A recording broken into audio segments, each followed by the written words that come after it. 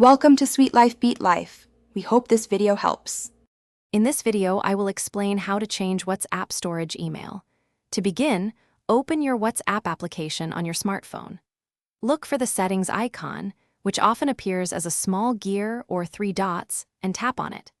This action will take you to the main settings menu where you can adjust various application preferences, preparing you for the next steps in managing your data export.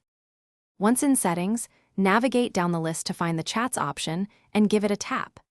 This particular section is dedicated to all chat-related preferences, including backgrounds, history, and backups. From here, you will want to locate chat history or an equivalent selection that allows you to manage the saved conversations on your device.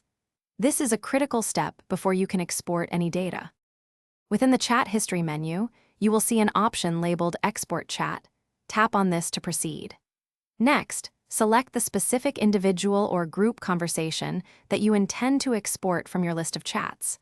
You will then be asked if you wish to attach media or without media, meaning you can choose to include photos and videos or just the text. Make your selection carefully. Finally, after making your choices about media, your phone will prompt you to select an application to share the exported file. Choose your preferred email application, such as Gmail or Outlook.